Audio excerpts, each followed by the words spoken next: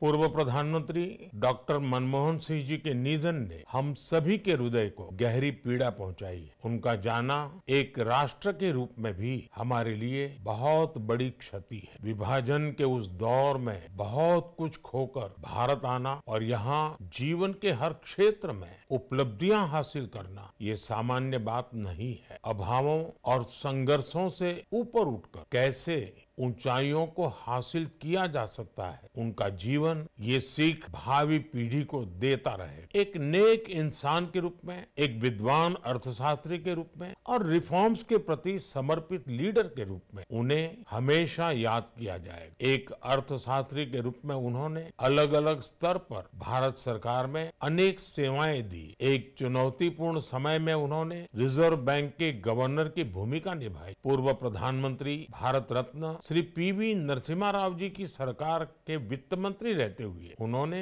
वित्तीय संकट से घिरे देश को एक नई अर्थव्यवस्था के मार्ग पर प्रशस्त किया। प्रधानमंत्री के रूप में देश के विकास में और प्रगति में उनके योगदान को हमेशा याद किया जाएगा। जनता के प्रति, देश के विकास के प्रति उनका जो कमिटमेंट था उसे हमेशा बहुत सम्मान से देखा जाएगा। डॉक्टर मनमोहन सिंह जी का जीवन उनकी ईमानदारी और सादगी का प्रतिबिंब था। वो विलक्षण सांसद थे। उनकी विनम्रता, सौम्यता और उनकी बौद्धिकता उनके संसदीय जीवन की पहचान बनी। मुझे याद है कि इस साल की शुरुआत जब राज्यसभा में उनका कार्यकाल समाप्त हुआ तब मैंने कहा था कि सांसद के रूप में डॉक्टर साहब की निष्ठा सभी के लिए प्रेरणा जैसी। सत्र के समय अहम मौकों पर वो व्हीलचेयर पर बैठकर आते थे, अपना संसदीय दायित्व निभाते थे। दुनिया के प्रतिष्ठित संस्थानों की शिक्षा लेने और सरकार के अनेक शीर्ष पदों पर रहने के बाद भी